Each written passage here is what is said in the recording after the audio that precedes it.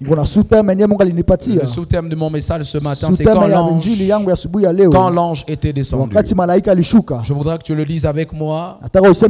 Quand l'ange était descendu. Dis-le encore plus fort. Quand l'ange était descendu. Tu vas le dire encore plus fort avec foi. Quand l'ange était descendu. En introduction de mon message ce matin, je voudrais que quelqu'un le sache.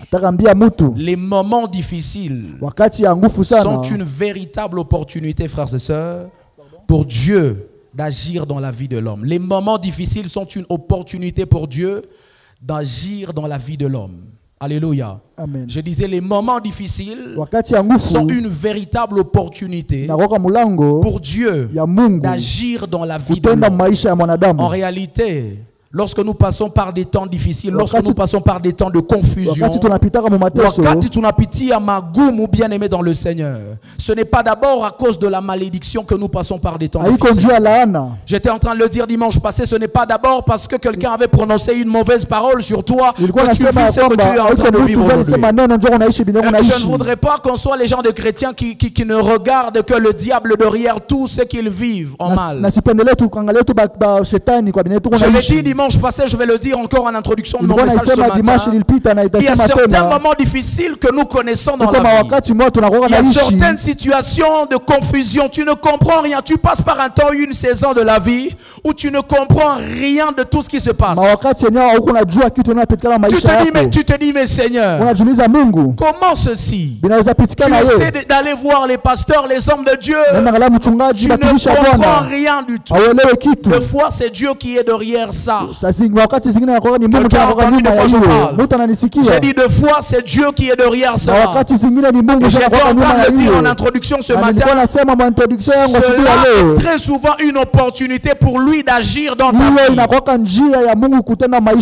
Laissez-moi vous parler ce matin. Est-ce que je peux prêcher? Alors vous êtes encore timide, donnez-moi un bon amen s'il vous plaît. Ne vous laissez pas distraire, donnez-moi un bon amen. Je voudrais dire ceci. Il arrive des temps où Dieu dit, comment est-ce que je dois agir dans la vie de cette femme? Il arrive des temps où Dieu se pose la question de savoir comment je dois agir dans la vie de cet homme. Il arrive des temps où Dieu se dit, il faut que je trouve une occasion d'agir dans la vie de cet homme. Il faut que je trouve l'occasion d'agir dans la famille de cette maman. Et il se dit comment je dois faire. Deux fois Dieu, il se dit je vais organiser une situation qu'il ne va pas comprendre. Une situation difficile. Dieu lui-même il t'impose une maladie. Il permet que tu perds de l'argent. Il permet qu'on vienne te voler ta marchandise. Il permet que tu perdes une personne, une relation importante. Il permet ça. Parce que lui-même sait au fond de lui qu'il est juste en train d'organiser une circonstance. Il est juste en train de créer une atmosphère. Il est juste en train de créer une opportunité où il va agir dans ta vie. J'ai envie de dire à quelqu'un, c'est par nostalgie d'action dans ta vie. Des fois, c'est par nostalgie d'action dans ta vie que Dieu organise des moments difficiles dans ta vie. Tu n'as pas entendu de quoi je parle. J'ai dit, deux fois, c'est parce que Dieu a tellement envie d'agir dans ta vie. Il se dit, ça fait longtemps que je n'ai pas agi dans la vie de cet homme. Ça fait longtemps que je n'ai pas agi dans la vie de cette femme. Deux fois, c'est à cause de ça que Dieu dit, il faut qu'il tombe malade. Il faut qu'elle tombe malade. Il faut qu'il perde de l'argent. Il faut qu'elle perde de l'argent. Parce qu'il sait au fond de lui-même que ça, c'est une opportunité à ne pas rater. Quelqu'un entend de quoi je parle ce matin? Quelqu'un dit, pasteur, est-ce que ça c'est biblique? Je te le montre dans la Bible. Quand tu vas dans Jean chapitre 11, la Bible nous parle de l'histoire d'un homme qu'on appelle Lazare. Écoutez-moi, hein? Lorsque la Bible nous a expliqué la scène par laquelle Jésus est arrivé dans la famille de Lazare, on ne nous avait pas encore parlé d'un problème sérieux dans cette famille-là. Parce que le premier jour où Jésus est arrivé dans cette famille, la Bible dit qu'il rencontre une femme qu'on appelle Marie, qui avait aussi sa soeur qu'on appelait Marthe. Il y a ce qui s'est passé, vous connaissez l'histoire. On ne nous avait pas encore parlé d'un sérieux problème dans cette famille. Et j'ai remarqué une chose. Jésus était très attaché à cette famille. Alors c'est comme si à un moment Jésus, il a dit, je suis tellement attaché à cette famille, je dois faire quelque chose dans cette famille. Je crois que je dois faire quelque chose dans cette famille. Mais sauf que tout ce temps-là, Jésus n'avait pas d'occasion. Il n'avait pas d'opportunité. Et puis un jour, la Bible déclare qu'il est allé en mission. Ce jour-là, il est en direction de Judée, frères et sœurs. La Bible déclare que Lazare, vous allez voir ce que la Bible dit. Au 3e verset de Jean 11, la Bible dit les deux sœurs, c'est-à-dire Marthe et Marie dont j'étais en train de parler, n'est-ce pas? La Bible dit les deux sœurs envoyèrent donc quelqu'un à Jésus pour lui dire, Seigneur, ton ami est malade. Elles ont dit quoi? Elles ont dit quoi?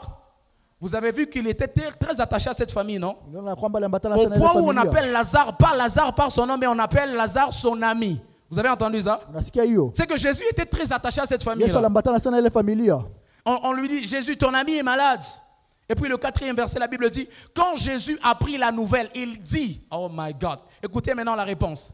La Bible dit, Jésus dit, cette maladie n'aboutira pas à la mort. Bon, comment il sait? Entre nous. Comment Jésus savait? Comment il savait que ça ne va pas aboutir à la mort? Parce que c'est lui qui était à la base de ça. Tu as entendu ça? Il savait. C'est moi. Je sais. En d'autres termes, la réponse de Jésus était celle-ci. Il leur a dit, je sais ce que je suis en train de faire. Vous vous inquiétez beaucoup là. Je sais ce que je suis en train de faire. Non, j'ai une bonne nouvelle pour quelqu'un. J'ai envie de te dire, ce par quoi tu passes là, même si ça t'intimide, Jésus sait ce qu'il est en train de faire pour toi. Donc j'étais en train de dire à quelqu'un, il sait exactement ce qu'il est en train de faire dans ta vie.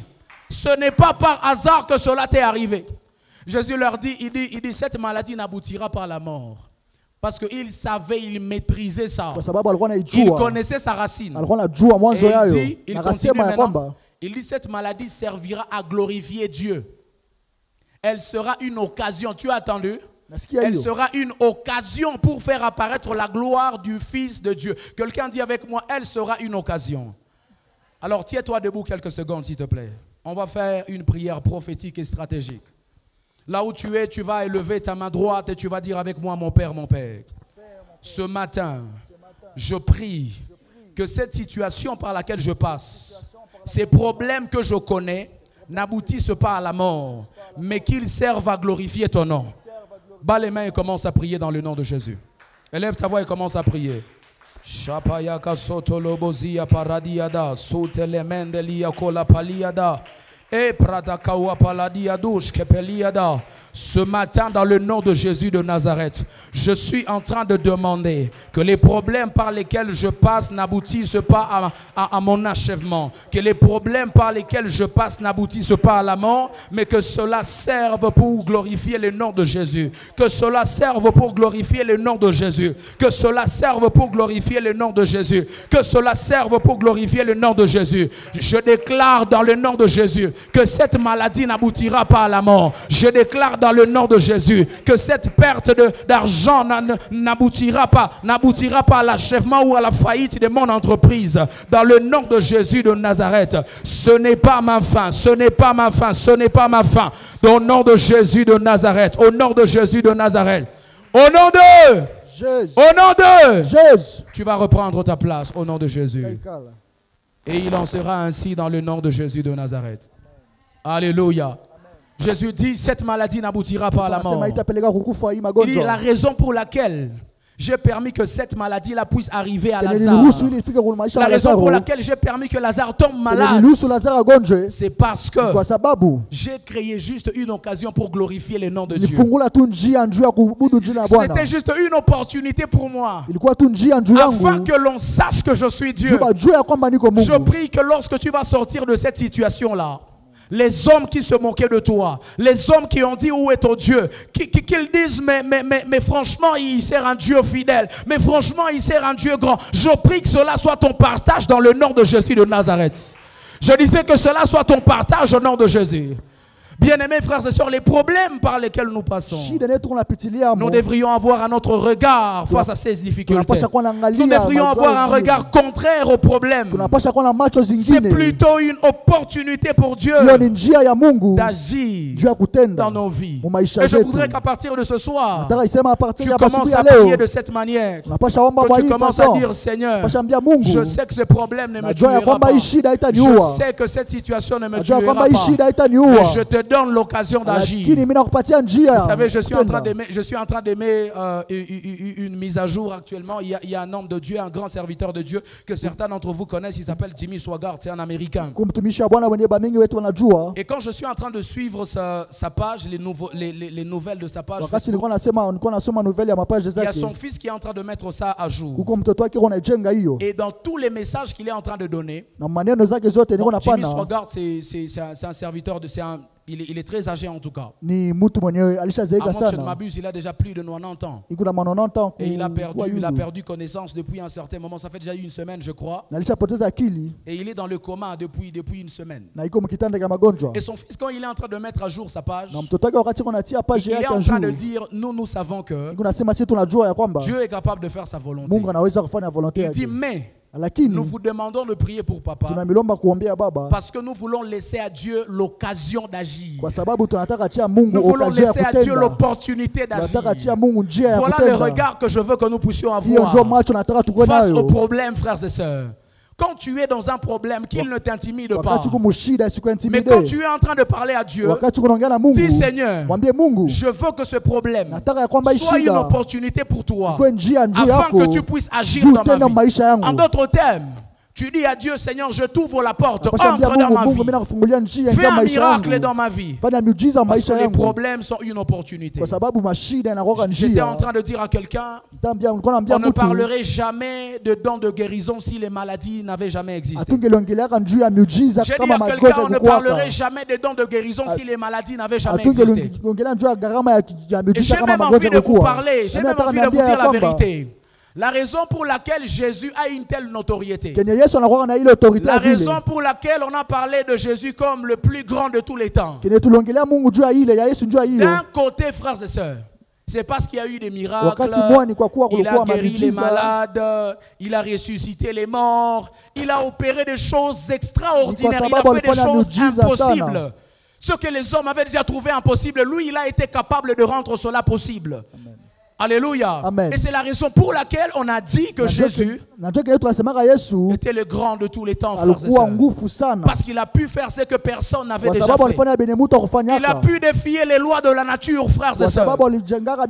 J'ai envie de dire à quelqu'un, pour que le don des miracles agisse dans ta vie, il faut que tu sois dans une situation que les hommes appellent impossible. Il faut que tu sois dans un problème que les hommes ne peuvent pas être capables de résoudre.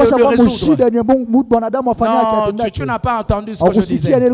J'ai dit, pour qu'on parle de miracle, il faut, frères et sœurs, que tu sois dans un problème. Un problème que les hommes ne sont pas capables de résoudre.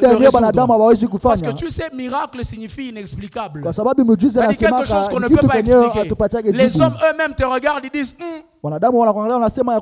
ce que nous avons toujours fait ne ressemble pas à ce que lui, il vient d'avoir là. Ce que nous avons toujours réalisé ne ressemble pas à ce que lui vient de réaliser là. Parce que tu étais dans une situation où tout le monde, des fois même tes aînés dans la foi, ils commencent à dire, en tout cas, c'est la fin pour lui. On doit accompagner cet homme. On doit accompagner cette femme. On doit seulement commencer à prier pour sa mort. Le médecin lui-même a dit, refoulez-le à la maison. Vous savez, c'est dans une situation comme ça que Dieu dit, c'est la bonne occasion maintenant. C'est la bonne occasion maintenant pour moi d'agir. J'ai envie de dire à quelqu'un, si les hommes ont commencé à dire que c'est impossible, c'est là que Dieu devient de plus en plus intéressé par ta situation.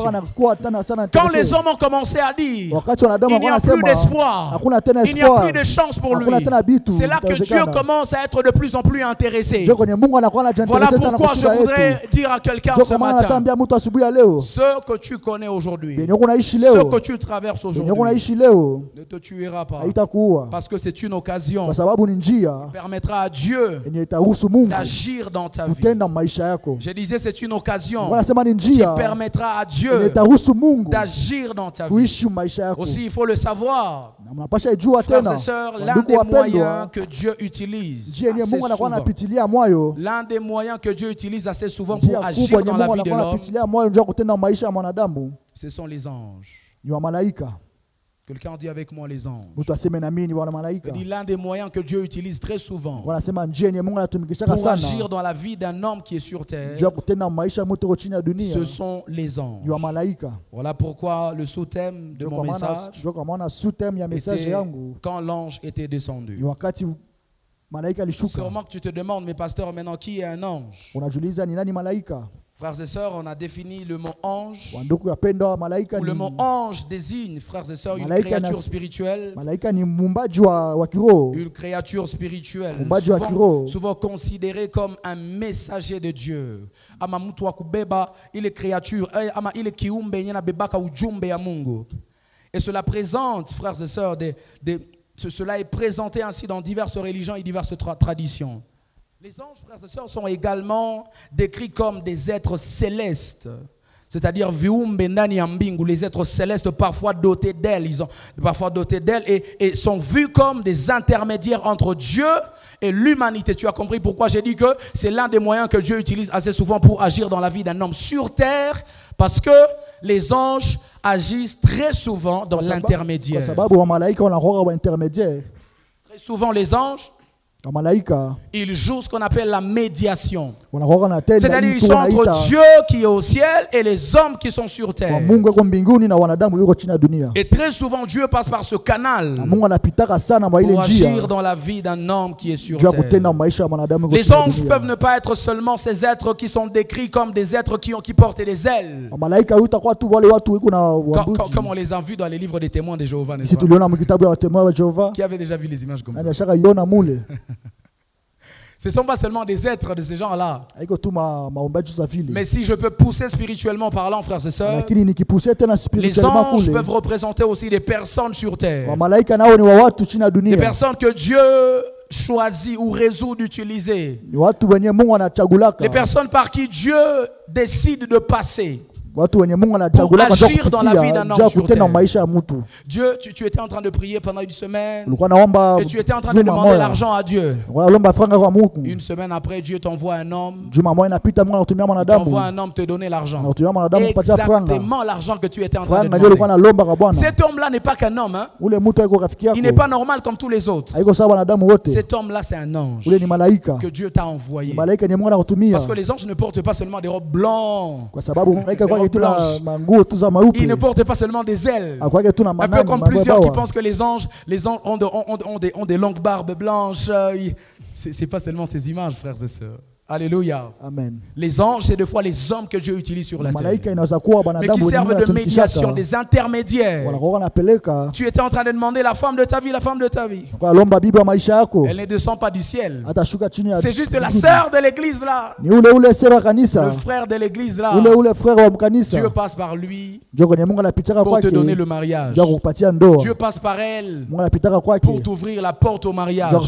Tu étais en train de demander une opportunité d'affaires. On appelle les opportunités, les affaires. Tu veux entrer dans les affaires. Tu as demandé cela à Dieu pendant une semaine, pendant 2 semaines, pendant 1 mois.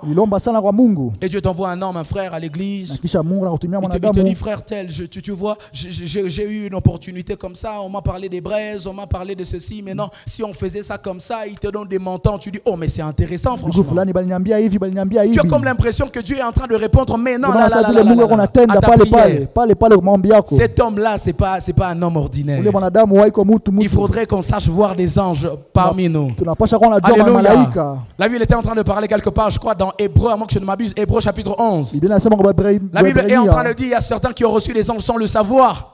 Il y a certains qui ont reçu, ils étaient là avec ils les regardaient juste comme des sœurs. Ils les regardaient juste comme des simples petits messieurs. Alors que c'était des anges. Regarde ton voisin à côté. Est-ce que tu n'es pas un ange? Est-ce que tu n'es pas un ange? Alors dis-lui, si toi tu n'es pas un ange, moi je suis un ange pour toi. Non mais parle-lui, dis-lui, moi je suis un ange pour toi. Parce que Dieu va m'utiliser ce matin pour te bénir. De manière très simple, frères et sœurs. Les anges, c'est aussi les hommes que Dieu utilise pour nous bénir, pour nous faire du bien sur la terre. Il peut même s'agir de votre mari à la maison. Il peut s'agir de votre femme à la maison. Il peut même s'agir de votre tout petit enfant, le dernier là, le dernier de la famille. Dieu vous fait du bien au travers de lui. Alléluia. Amen. C'est aussi ça, un ange. Alors j'ai une question pour nous qui va nous aider à aller droit au but. Je me suis demandé pourquoi Dieu nous envoie des anges. Pourquoi Dieu envoie-t-il des anges? Pourquoi il décide d'envoyer les anges vers les hommes? Il y a plusieurs raisons que nous allons voir dans la Bible. Et je serai en train de retourner maintenant. Je serai en train de récupérer mes textes de base. Premièrement, sachez, frères et sœurs, que Dieu nous envoie les anges, je précise, sur la terre, pour nous relever de nos situations. Quelqu'un me donne un bon amen. Je vais commencer à prêcher ce matin. Ton amen n'est pas arrivé ici. Frères et sœurs, Dieu nous envoie des anges pour nous relever de nos situations. Je ne sais exactement, peut-être pas ce que tu es en train de connaître aujourd'hui, ou ce par quoi tu passes. Mais Dieu nous envoie des anges pour nous relever des situations difficiles, pour nous relever des situation catastrophique. Pasteur, aujourd'hui je ne comprends rien dans ma famille. Ça fait déjà 2 mois. Les enfants, ils sont en train d'aller à l'hôpital l'un après l'autre. L'un après l'autre. Nous sommes à l'hôpital, ça fait déjà 2 mois. Je ne comprends plus rien, pasteur. J'ai prié Dieu. J'ai cherché Dieu. Je ne comprends pas. Lorsque Dieu cherche à agir en pareille circonstance, il envoie un ange dans la famille. Je prie que cela soit ton partage. Et la raison pour laquelle cet ange-là vient, c'est pour nous relever de cette situation. Quelqu'un dit avec moi un relèvement. Vous savez, relever, frères et sœurs, c'est remettre debout. Ça dit, tu es dans une situation où tu étais vraiment par terre. Toi-même, tu le disais d'ailleurs aux gens, tu dis, pasteur, je suis vraiment par terre. Un jour, vous savez, je suis en train de marcher en ville. Je rencontre un monsieur. Un monsieur qu'on connaissait. Il y a une sœur qui la connaissait. J'étais dans une galerie en train de passer. Et puis il y a une sœur qui connaissait le monsieur. Elle savait que le monsieur servait Dieu avant. Et puis elle a dit monsieur, mais pourquoi tu ne sers plus Dieu? Pourquoi tu n'es plus dans les choses de Dieu? Monsieur a répondu, Moussoïli a cette toucha tendera. Toko down, toko chini. Tu as compris ça? Il y a aussi des gens qui sont dans une situation comme ça. Tu sens vraiment que tu es par terre. Tu as déjà désespéré vraiment. Tu as déjà désespéré. Même dans ta vie chrétienne, en rapport avec ta foi. Aujourd'hui, quand on te pose des questions en rapport avec ta vie de prière, tu dis, ah, pasteur, c'est compliqué. La seule réponse que tu as dit, c'est compliqué, pasteur. Parce que tu passes par des temps difficiles, tellement difficiles. C'est compliqué. Quand Dieu cherche à agir dans la vie d'un homme qui est en pareille circonstance, il envoie un ange pour le remettre debout. Il était déjà par terre, complètement, il était KO. Tu envoies un ange pour le relever. Relever signifie aussi réparer, frères et sœurs. Relever signifie aussi rétablir ceux qui étaient tombés. Ou simplement remettre debout ceux qui étaient déjà tombés. Ou bien ceux qui étaient ruinés. Ou ceux qui étaient en train d'abandonner, ceux qui étaient sur l'abandon. Lorsque Dieu veut agir dans la vie d'un homme, il envoie un ange. Un ange qui vient réparer. Un ange qui vient restaurer. Un ange qui vient remettre debout ceux qui étaient déjà par terre. Un ange qui vient remettre debout ceux qui étaient ruinés. C'est une entreprise. Tu as commencé une entreprise qui était vraiment par terre, complètement down. Quand Dieu veut agir dans ta vie, il t'envoie un ange qui vient te relever. Et c'est le cas pour nous du prophète Élie, dans 1 Roi 19 que nous avons lu. La Bible dit le prophète Élie est tellement abattu, il est fatigué parce qu'il était en train de fuir la reine Jézabel. Il est dans une situation compliquée, complexe. Et puis à un moment donné, lorsqu'il vient de laisser son serviteur à Beersheba, la Bible dit il prend le chemin du désert. Et quand il va dans le désert, déjà le désert qui signifie lieu de désolation, lieu de solitude. Il est désespéré, le gars est abattu. Il est en train de passer par des temps difficiles, complètement difficiles. Qu'il dit, j'ai envie de rester seul. Je n'ai même pas envie d'avoir un serviteur à côté de moi. Il va le laisser quelque part. Il dit, j'ai envie de rester seul. Ça fait tellement mal. Il est en train de passer par une situation tellement compliquée, complexe, qu'il dit, je veux seulement rester seul. Parce que la reine Jézabel était en train de le poursuivre. La Bible dit, elle lui a dit, monsieur, tu venais de tuer les prophètes de Baal là-bas. Elle dit, si demain à la même heure, toi-même tu n'es pas mort comme tu as tué les. Elle dit, sinon ce n'est pas moi Jézabel. Le prophète Élie qui venait de faire descendre le feu à Carmel là-bas, il prend fuite à Kimbia. Il est abattu, découragé de la vie. Au point où lui-même, frères et sœurs, il arrive à demander la mort. Il dit, Seigneur, je suis fatigué. J'ai plus besoin de vivre. Il est en train de passer par des temps difficiles. Ça fait tellement mal dans son cœur. Il dit, Seigneur, j'ai plus besoin de vivre. Il a dit, je ne suis pas meilleur que ceux qui sont déjà morts. Je ne suis pas meilleur que mes pères. Je veux mourir, papa. Prends mon âme. Ça fait tellement mal. Je ne peux pas supporter ça. C'est peut-être le cas aussi de quelqu'un ce matin. C'est peut-être le cas de quelqu'un depuis un mois. C'est peut-être le cas de quelqu'un depuis avril. Je sais que c'est le cas de quelqu'un depuis mars. Il t'arrive de temps, tu dis, mais c'est quoi même le goût de la vie? C'est quoi même le goût de la vie? Tu n'as plus le goût de la vie. Tu ne sais plus quelle saveur a la. Tu ne sais plus définir la vie. Parce que ça fait tellement mal. Tu as même commencé à demander la mort. J'ai déjà vu des gens comme ça. Vous savez, c'est la raison pour laquelle il y a certains qui se sont suicidés. Lorsque vous voyez quelqu'un prendre une corde et aller se pendre. Lorsque vous voyez quelqu'un prendre l'acide. Lorsque vous voyez quelqu'un prendre lui-même, il fait le poison, il fait le mélange et lui-même il prend ça. Des fois, c'est parce qu'il est passé par des temps de désolation comme ça. Je pense aussi que si le prophète Élie avait quelque chose qui pouvait juste le terminer à ce moment-là, il pouvait aussi prendre ça et en finir avec sa vie en ce moment. Je pense que s'il avait aussi une corde à ce moment-là, il pouvait carrément prendre ça et en finir avec sa vie. Ça faisait tellement mal.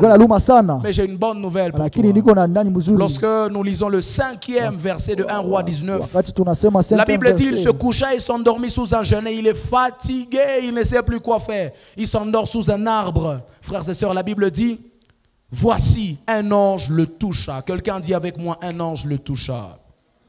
Et il lui dit, lève-toi. Là, il est en train de le relever de ses blessures. Il est en train de le relever de ses temps difficiles. Il est en train de le relever de ces temps où il est abattu de son abattement. Il est en train de le relever de cette situation. Parce que la raison pour laquelle Dieu nous envoie des anges, c'est pour venir nous relever de nos situations. C'est pour venir nous relever de ce qui nous a abattus, ce qui nous a découragés, ça nous a blessés. C'est peut-être quelqu'un qui t'a quitté depuis un moment. C'était quelqu'un de très important pour toi. Peut-être ton père. Peut-être ta mère, peut-être un ami très intime à toi. Tu as été déchiré. Tu t'es senti comme abandonné, délaissé seul. Je voudrais prier avec le Saint-Esprit que Dieu t'envoie son ange ce matin. Je disais que Dieu t'envoie son ange ce matin au nom de Jésus. Le 7e verset, la Bible dit, l'ange de l'Éternel vint une seconde fois. Encore une fois, Dieu envoie cet ange-là. Et il dit à Élie, lève-toi. C'est comme si c'est Dieu qui était en train de parler à quelqu'un, ou même cet ange que Dieu a envoyé ce matin. J'ai envie de dire à quelqu'un ce matin, lève-toi de cette situation. Ne reste pas par terre, s'il te plaît. Relève-toi de là où tu es tombé. Relève-toi de là où tu es couché. Relève-toi de là où tu étais. Relève-toi de ces blessures dans le nom de Jésus. Il dit lève-toi, mange. Car le chemin est trop long pour toi. Quand l'ange était descendu, il est venu relever le prophète Élie. Il était couché par terre sous l'arbre, que la Bible nous a dit. Comme signe d'abattement, il dit, Seigneur, je suis fatigué, je ne peux plus continuer. Il a baissé les armes, il dit, Seigneur, je suis fatigué.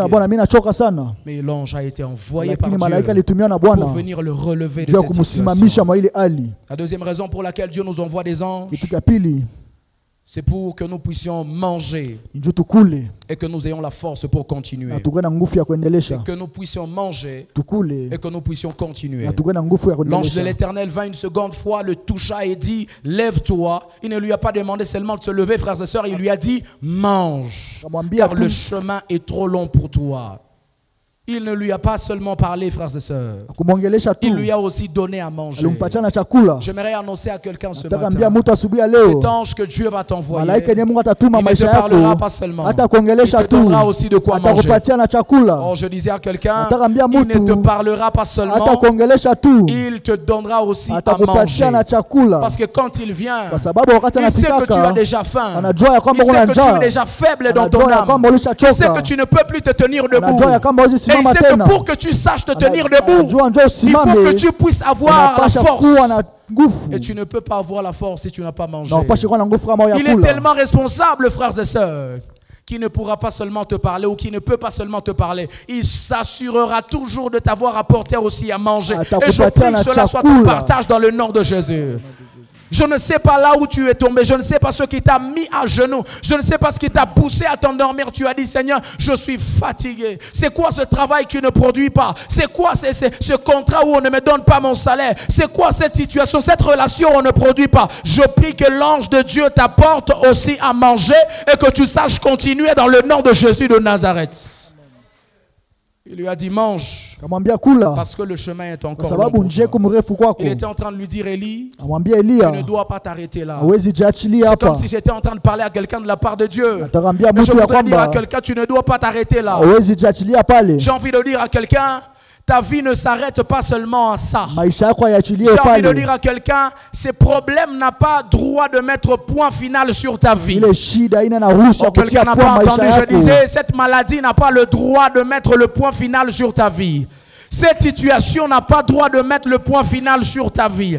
Ce problème, cette difficulté n'a pas le droit de mettre le point final sur ta vie. Et je prie au nom de Jésus que tu t'en sortes. Que Dieu t'envoie à ton ange et qu'il t'apporte de quoi manger et que tu saches continuer dans le nom de Jésus. J'ai envie de dire à quelqu'un, il y a des grandes choses que Dieu te réserve encore pour demain. Tu ne dois pas t'arrêter là. Tu ne dois pas arrêter comme ça. Tu ne dois pas mettre ta vie de prière en bas comme ça. Tu ne dois pas arrêter ta vie de lecture de la Bible. Tu ne dois pas arrêter de servir Dieu comme ça. Tu dois continuer parce qu'il y a des grandes choses que Dieu te réserve encore pour demain. Élie, il est possible que tu ne voies rien devant toi.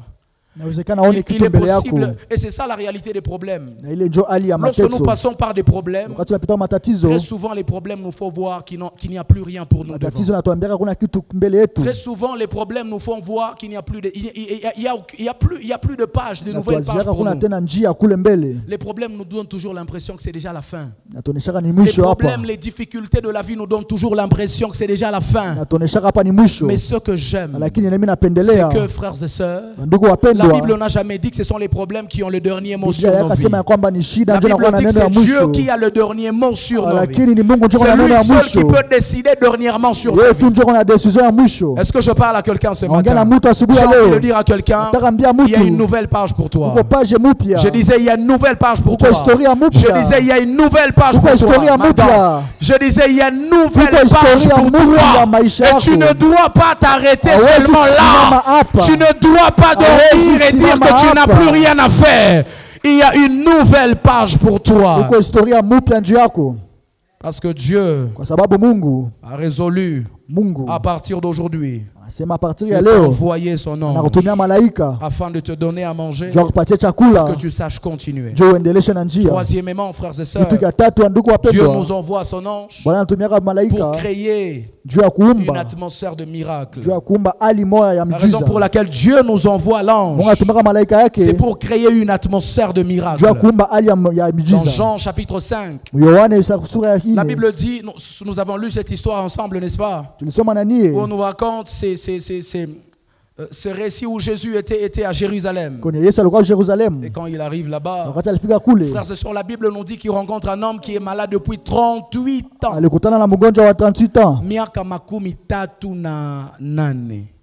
Tu t'imagines un peu? Très souvent quand on parle de la femme à la perte des sangs dans Marc chapitre 5, nous avons souvent ressenti un grand mal, comme si elle avait déjà beaucoup souffert. Mais imaginez maintenant celui de 38. Lui, ça fait déjà 38 ans qu'il est malade. Je voudrais parler à quelqu'un. Même si la maladie vient de faire 10 ans. Même si la maladie vient de faire 12 ans. Même si la maladie vient de faire 20 ans. Ce n'est pas le nombre d'années qui dit que Dieu n'agira pas. Quelqu'un a entendu de quoi je parle? J'ai dit ce n'est pas le nombre d'années qui dit que Dieu n'agira pas. Ce n'est pas parce que la maladie vient de durer qu'il est dit qu'elle ne guérira pas. Ce n'est pas parce que ça vient de faire longtemps que ça ne guérira pas. J'aimerais t'annoncer une bonne nouvelle ce matin. J'ai une bonne nouvelle pour toi ce matin. Tu sortiras de cette maladie aussi. Tu sortiras de cette maladie aussi. Ne perds pas espoir. Ne perds pas la foi. J'ai dit ne perds pas espoir. Ne perds pas la foi. Parce que peu importe le temps. La Bible dit d'ailleurs que c'est Dieu qui est le maître des temps. Le temps lui-même ne sait pas se contrôler. Et donc les années ne peuvent pas t'intimider, le nombre d'années ne peut pas t'intimider parce que c'est Dieu qui contrôle le temps. Le temps lui-même ne se contrôle pas, c'est Dieu qui contrôle le temps, frères et sœurs. Et il est le seul capable à défier le temps. Alléluia. Amen. Cet homme-là, lorsqu'il rencontre Jésus, il raconte une histoire, une scène un peu particulière à Jésus. Cet homme de 38 ans, il dit à Jésus, il dit Jésus, il y a des choses qui se passent ici. Peut-être que toi, tu ne le sais pas. Il dit, nous ici, la raison pour laquelle on vient se mettre ici à la piscine, c'est parce qu'il arrive que Dieu au ciel envoie son ange. Il arrive que l'ange descende et qu'il agite l'eau. Maintenant, quand l'ange agite l'eau, celui qui sera le premier à se jeter dans l'eau, à ce moment-là, il guérit sur le champ. Il guérit sur place. Peu importe sa maladie. Il dit quand l'ange descend. Quelqu'un dit avec moi quand l'ange était descendu. Quand l'ange descend, il agite l'eau. Et quand l'eau est agitée, celui qui se jette premièrement dans la piscine, celui qui se jette premièrement dans l'eau, il est guéri sur place. Peu importe sa maladie. Ça veut dire ceci. L'ange, lui, ne vient pas guérir. Vous avez compris ça, non?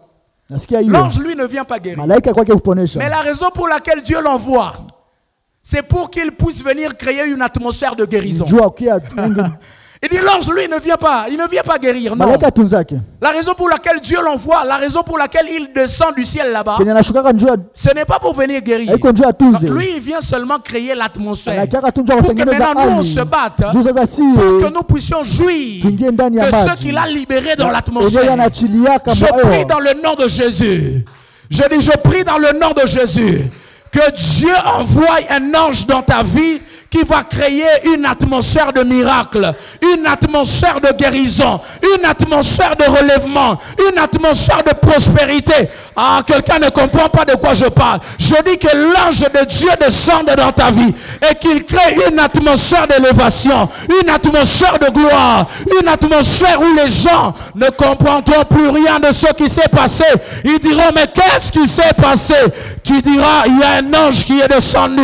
Il a juste changé l'atmosphère de ma vie. Il ne m'a pas montré le chemin des affaires. Il a juste créé l'atmosphère et j'ai appliqué les formules que j'appliquais avant. Les affaires ont commencé à fonctionner. Je suis passé par où tout le monde est en train de passer. Les choses marchent parce que pour moi, l'atmosphère est déjà changée. Vous savez, quand l'ange de Dieu a changé l'atmosphère de votre vie, vous passez par le même chemin où les autres sont en train d'échouer, mais vous réussissez. Parce que ce n'est pas question de formule, c'est question d'atmosphère. Vous appliquez la même formule que les autres. Ça tient, alors que les autres sont en train d'échouer là-bas. Parce que ce n'est pas question de formule, c'est question d'atmosphère, bien-aimé. Vous dites la même chose, vous êtes écoutés alors que les autres ne sont pas écoutés, parce que ce n'est pas question d'éloquence, ce n'est pas question de qui sait parler et qui ne sait pas parler, c'est question d'atmosphère. Je prie ce matin avec le Saint-Esprit que l'ange de Dieu descende aussi dans votre vie, que l'ange de Dieu, que l'ange de Dieu descende dans la vie d'une personne ce matin, que l'ange de Dieu entre dans la vie d'une personne, pas d'abord avec la solution, mais qu'il vienne créer l'atmosphère, qu'il vienne créer l'atmosphère de solution. Vous savez ce que j'aime avec l'atmosphère? C'est que l'atmosphère est plus grande que la solution. Est-ce que je peux prêcher ce matin? L'atmosphère est beaucoup plus vaste que la solution. Parce que Dieu savait, à cette époque, frères et sœurs, que s'il ne venait que guérir, les hommes là n'allaient recevoir que la guérison. Vous savez, quand l'ange vient, il ne peut pas venir seulement avec la guérison. Il est tellement grand parce qu'il vient de la part de quelqu'un. L'ange ne vient pas de sa propre part. L'ange vient de la part de Dieu. Il est envoyé par quelqu'un. C'est-à-dire, c'est comme un ambassadeur. C'est comme un porte-parole. C'est comme un représentant. Et il doit représenter valablement celui qui l'a envoyé. Voilà pourquoi, lorsque tu as besoin d'argent, et Dieu se dit, je décide de résoudre ce problème d'argent, il ne peut pas te donner seulement l'argent. Lorsque tu as besoin d'une relation, et Dieu se décide de passer par un ange, il ne peut pas envoyer l'ange seulement avec une personne dont tu as besoin. Il va envoyer l'ange, pas avec la solution que toi tu demandais dans la prière, mais il va envoyer l'ange avec une atmosphère. Parce que l'atmosphère n'apporte pas que ce que tu as demandé. L'atmosphère n'apporte pas que l'argent que tu demandais. L'atmosphère apporte bien plus que ce que tu demandais. Et je prie que cela soit ton partage. C'est là que je comprends pourquoi la Bible dans Ephésiens 3, le verset 20 est en train de dire: celui par la puissance qui agit en nous fait infiniment au-delà. Il ne fait pas à la limite de ce que nous avons demandé. Pourquoi? Parce qu'il décide de foi, de passer par un ange qui ne peut pas porter seulement la solution à ton problème, mais qui vient avec toute une atmosphère où toi qui avais besoin de relations, tu te rends compte que Dieu ne t'a pas amené seulement une connexion. Dieu ne t'a pas seulement amené une personne, il t'a amené aussi une intelligence pour savoir gérer les personnes, les connexions. Dieu ne t'a pas donné seulement la bonne santé, mais il t'a donné aussi le travail. Il ne t'a pas donné seulement le mariage, mais il t'a donné aussi les enfants dans le mariage. Vous savez quoi? Ce que vous demandez est tellement petit pour pousser Dieu à envoyer tout un ange du ciel et venir rien qu'avec ça. Quelqu'un n'a pas entendu de quoi je parle. Je suis en train de dire ceci. Ton problème est tellement petit, c'est tellement petit devant Dieu, que Dieu ne peut pas décider d'envoyer un ange rien qu'avec la solution à ce petit problème. Il dit celui-ci, je ne peux pas lui donner seulement ça. Je dois envoyer une atmosphère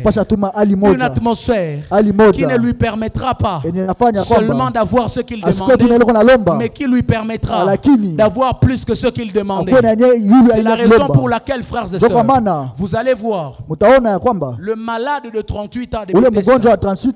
Quand il était en train de raconter ça, ne parlons même pas du miracle que Jésus a opéré sur les gens. Parlons de ceux qui étaient guéris avant lui, ceux qui descendaient dans la piscine. Vous savez quoi? Quelqu'un qui est malade, quand l'ange vient, à ce moment-là, il ne venait pas seulement avec la guérison. Il venait avec l'atmosphère. Pourquoi? Et pourquoi est-ce qu'on devait se plonger dans les eaux? C'est parce que l'ange savait que lorsque ces gens-là seront guéris, ils n'auront pas seulement la paix ou la restauration du corps. Ils ne vont pas seulement se relever de leur maladie, mais ils seront capables de vaquer aussi à leurs occupations. Ils seront capables de travailler comme tout le monde. Ils peuvent désormais aller prêcher l'évangile comme les autres. Tout ça là, c'est pourquoi? C'est parce qu'il y a eu une atmosphère. Ce n'était pas question de solution, c'était question d'atmosphère. Et c'est même la raison, my God, c'est même la raison pour laquelle il était demandé de se plonger dans l'eau, dans la piscine. Pourquoi on devait se plonger? Parce qu'on n'avait pas besoin de restauration du corps seulement. Vous savez, le corps, on l'appelle l'enveloppe. Parce que l'enveloppe est l'enveloppe quoi? L'âme et l'esprit de l'homme. Et l'esprit de Dieu savait que lorsque on a créé l'atmosphère, avec l'ange qui a été envoyé, l'homme sera plongé dans la piscine.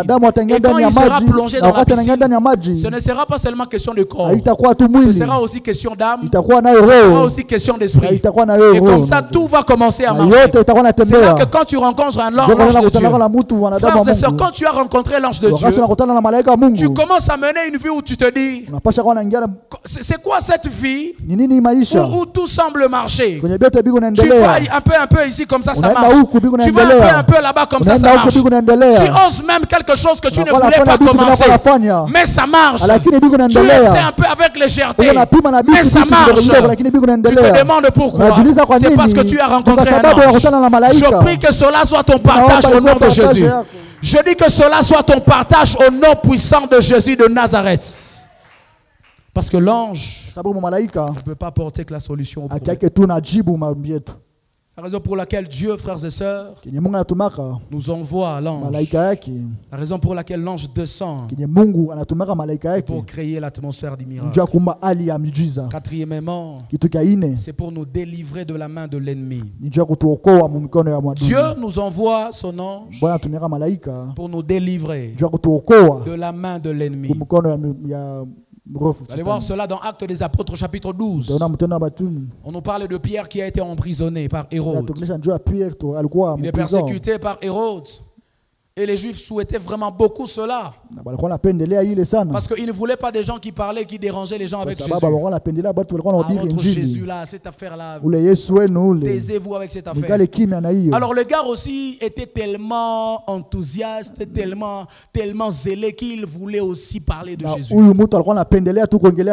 Alors les Juifs ont commencé à dire, tu vas voir. Oh, maintenant voir ton sort avec ton Jésus là. On l'a emprisonné. C'est du temps du roi Hérode. Hérode, il a envoyé en prison. Quand on l'a humilié comme ça, on l'a envoyé en prison. Regardez ce qui se passe. Frères et sœurs, la Bible dit au 5e verset de Acte 12, Pierre donc était gardé dans la prison, là où Hérode l'avait mis. Et l'Église ne cessait d'adresser pour lui des prières à Dieu. La nuit qui précéda le jour où Hérode allait le faire comparaître, Pierre, lié de 2 chaînes, dormait entre 2 soldats et des sentinelles devant la porte gardaient la prison. Et voici un ange du Seigneur survint. Quelqu'un dit avec moi, l'ange était descendu. Quelqu'un dit encore avec moi, l'ange était descendu. Le gars est en prison calmement lié par des chaînes. La Bible dit, un ange du Seigneur survint. Un ange du Seigneur descendit. Et une lumière brilla dans la prison. L'ange réveilla Pierre en le frappant au côté en disant, lève-toi promptement, les chaînes tombèrent de ses mains. Et l'ange lui dit, mets ta ceinture et tes sandales. Il lui fit ainsi. L'ange lui dit encore, enveloppe-toi de ton manteau et suis-moi. Quelqu'un dit avec moi, suis-moi. Il s'enveloppa à ce moment-là, il s'est enveloppé. Et puis il suivit l'ange. La Bible dit au 9e verset, Pierre sortit et le suivit, ne sachant pas qu'est-ce qui se faisait par l'ange que ce qui se faisait par l'ange fut réel, et s'imaginant avoir une vision. Lorsqu'ils eurent passé la première garde, puis la seconde, ils arrivèrent à la porte de fer qui mène à la ville. Écoutez maintenant le prodige. Hein? Et qui s'ouvrit d'elle-même. La porte, une porte qui donne accès à l'entrée dans la ville. Elle s'est ouverte d'elle-même. Elle s'ouvrit d'elle-même. Ils sortirent et s'avancèrent dans une rue Aussitôt l'ange quitta Pierre. Revenu à lui-même, Pierre dit, je vois maintenant d'une manière certaine que le Seigneur a envoyé son ange. Et qu'il m'a délivré, maintenant c'est la partie que j'étais en train de chercher, il m'a délivré de la main de Hérode, c'est-à-dire de l'ennemi, et de tout ce que le peuple juif attendait. Il a fait comment pour le délivrer? Il a envoyé son ange. Je ne sais pas le combat que tu connais aujourd'hui. Je ne sais pas qui te combat dans ta famille. Je ne sais pas si ce sont tes amis ou bien les hommes avec qui tu avais étudié. Les gens qui ne veulent juste pas ton mal, qui ne veulent juste pas ton bien. Ce sont des gens, tu essaies un peu de te mettre, tu dis qu'est-ce que j'avais fait à ces gens-là? Pourquoi ils me font souffrir comme ça? Pourquoi ils me font ça? Et c'était le cas de Pierre à ce moment. Il était en train de prêcher rien que l'évangile. Rien que pour ça, frères et sœurs, on l'a tellement haï au point de le mettre en prison. On le frappait de verge, il était lié dans les chaînes. Vous avez entendu ça, n'est-ce pas? Mais la Bible déclare que Dieu a envoyé son ange. Et la raison pour laquelle Dieu avait envoyé son ange, c'était pour venir délivrer Pierre de la main de ses ennemis. Je ne sais pas si tu as le combat de ta famille. Peut-être que pour toi, ce sont les réclamations de la famille. Peut-être que pour toi, c'est juste un sorcier du quartier. Ça existe, frères et sœurs. C'est une réalité. Il y a des gens qui n'ont pas évolué dans la vie parce qu'il y a un sorcier à côté. Il y a un sorcier dans la région, il y a un sorcier dans la cellule, il y a un sorcier dans le quartier. Ne pensez pas que ces choses-là sont des histoires. C'est une réalité que plusieurs personnes vivent, et même certains d'entre vous. Je ne sais pas exactement ce qui te combat toi aussi. Il y a même des gens qui ont été combattus par leurs fiancés, leurs petites amies, leurs petits amis là. Ils ont été combattus par les mêmes personnes là. D'ailleurs, quelqu'un avait dit un jour, il dit, très souvent les ennemis ne sont pas des personnes, des gens de loin. Ce sont des gens de très proches, des gens qui nous connaissent, des gens qui nous fréquentent assez souvent. Mais j'ai envie de dire à quelqu'un ce matin, peu importe le combat que tu as, lorsque Dieu décide de faire descendre son ange, lorsque Dieu décide d'envoyer son ange, cet ange-là vient te délivrer de la main de tes ennemis. Et je prie que ce soit ton partage dans le nom de Jésus. Que Dieu t'envoie son ange, et que cet ange-là vienne briser les chaînes de ta famille. Oh my God, autant que cela a été le cas pour Pierre qui était dans la prison, les chaînes sont tombées quand l'ange est descendu. Je prie que cela soit ton partage au nom de Jésus de Nazareth. Pour les chaînes de ta famille qui te lient encore, pour les chaînes des personnes qui avaient libéré des mauvaises paroles sur ta vie, je prie que Dieu envoie son ange pour venir te libérer dans le nom puissant de Jésus de Nazareth. Parce que Dieu, lorsqu'il décide de nous délivrer, il passe par des anges. Il envoie des anges. J'ai aimé une chose. Dans Psaume 34, la Bible est en train de dire au 7e verset, l'ange de l'Éternel campe autour de ceux qui le craignent. Est-ce que je peux prêcher ce matin? La Bible dit, l'ange de l'Éternel campe, il se met. Il vient prendre demeure.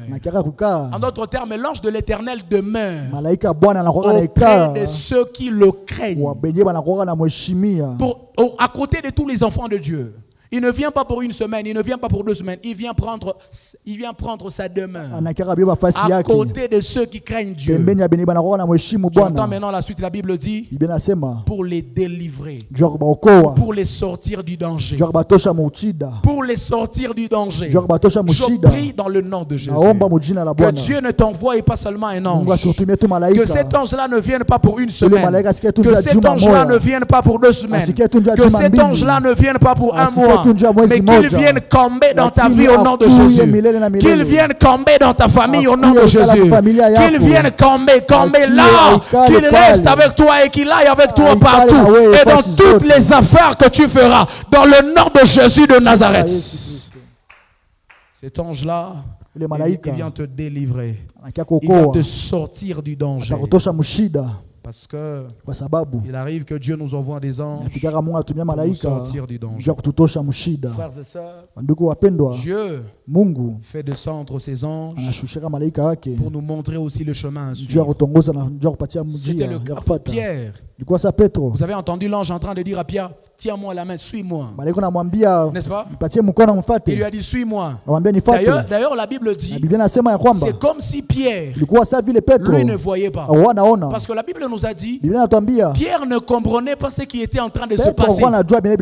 Il dit, mais c'est quoi ça? Oh my God. Est-ce que je peux dire quelque chose ce matin? Lorsque Dieu t'envoie un ange, il fera une telle grande chose dans ta vie. Au point où toi-même, tu seras en train de vivre la réalité. La Bible nous dit que Pierre était comme dans une vision. Il était comme dans un songe. Il est en train de se dire, ce que je vis ici, c'est la réalité. Bien, je suis en train de rêver. Je prie que cela soit ton partage dans le nom de Jésus de Nazareth. Il dit, est-ce que c'est vrai ce que je suis en train de vivre? Pierre ne pouvait pas comprendre. C'est là que vous pouvez entendre quelqu'un dire, je ne crois pas mes yeux. Si amini macho yangu, je ne crois pas. Pasteur, je ne crois pas. Il y a une sœur, un témoignage du pasteur Joël Kabasele qui dit un jour, elle a prié pour une femme qui était malade d'une maladie bizarre. C'est une maladie, c'est comme si qui ne guérissait même pas, j'ignore un peu le nom. Le nom de la maladie. Et puis la dame, c'est comme si, c'était un peu l'histoire comme l'histoire de la femme à la perte de sang. Et puis la dame est venue voir le pasteur Joël. Le pasteur Joël a prié pour elle. Et elle lui a dit, va vers les médecins, parce que quand elle priait là, le Saint-Esprit lui avait mis en cœur, que la dame vient de guérir. Et puis le pasteur avait dit, va à l'hôpital, comme ça on va vérifier. Il y a des choses, hein? Quand tu pries pour quelqu'un, il ne faut pas seulement lui dire va, tu es guéri. Non, il y a des maladies, il faut vérifier. Je vous dis la vérité. Un jour comme ça, je me souviens aussi, j'ai prié pour quelqu'un, j'étais encore à la CBK, à la francophone, à la francophone Béniville. Je prie pour quelqu'un qui n'était même pas en présentiel, qui n'était pas dans le culte. Elle n'était même pas dans le culte. C'est juste sa fille qui était dans le culte. Sa fille, j'ai prié pour tous ceux qui étaient à la maison, les malades. Et je leur ai dit, ceux qui sont ici présentement, comme s'ils s'étaient avancés là devant, ils avaient tous vu la main de Dieu, ils avaient été guéris sur place. Et j'ai dit, ceux qui sont à la maison, eux ne sont pas guéris maintenant. C'est ce que le Saint-Esprit me dit. Ceux qui sont à la maison, attendez 18 heures. Si ça dépasse 18 heures, c'est là que vous pouvez commencer à avoir peur. Mais ceux qui sont à la maison là, pour eux, ça sera progressif. Et dit, allez-y. Il y a la sœur qui est revenue prochainement. Le jour prochain, elle est venue. Et elle a dit, parce qu'on était en train de poser des questions, on posait des questions avant que je ne commence à prêcher. Et elle prêche, et avant de commencer à prêcher, elle a pris le micro et elle a dit, pasteur, moi je n'ai pas de questions. Moi j'ai un témoignage. Elle dit, permettez-moi, ce n'est pas le temps de témoignage, mais je vais parler. Elle dit, vous vous souvenez, hier vous avez prié pour ceux qui étaient à la maison. Et moi, maman avait deux grandes maladies. Diabète et puis hypertension. Là, je vous dis la vérité, parce que moi, mon père est parti de ça. Il avait hypertension, gonflement de foie, diabète. C'est des maladies quand ça te touche.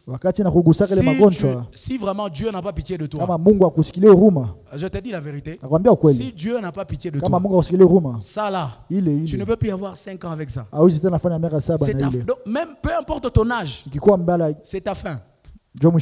Et la sœur est venue. Elle dit, pasteur, je suis arrivé à la maison.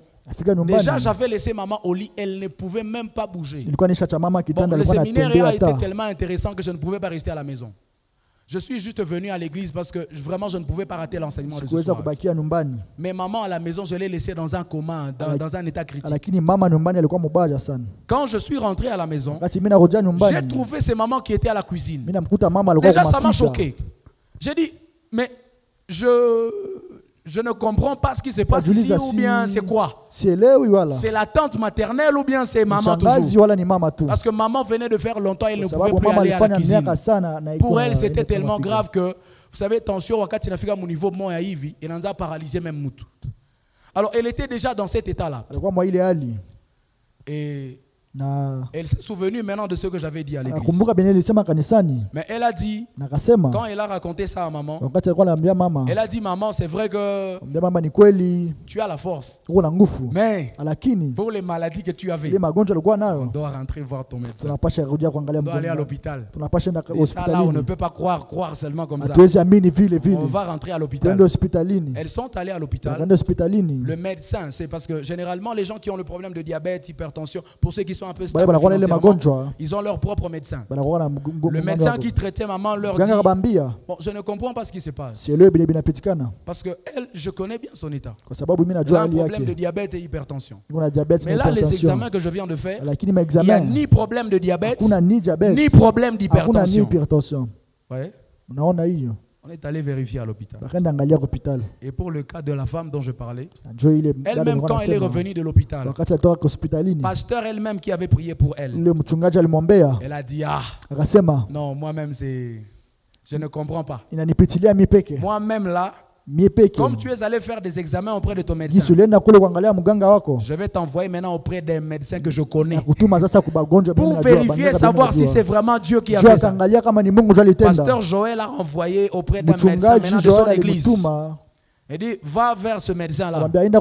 Comme ça, si elle là, elle me donne le même résultat, je saurai vraiment que c'est Dieu. La femme est allée faire les deuxièmes examens. Elle est revenue à l'église. Quand elle est revenue là, elle est venue avec des documents. Le pasteur était à l'extérieur. Elle est venue, pasteur venait. Elle a dit, pasteur venez. Là maintenant c'est elle qui commence à contrôler le pasteur. Elle dit, pasteur viens. Allons au bureau. Quand on arrive au bureau, elle dit, pasteur mets-toi. Pasteur, voici. Pasteur lui dit, mais c'est quoi? Elle dit, lis toi-même. Lis toi-même. Tu as demandé ça. Lis toi-même.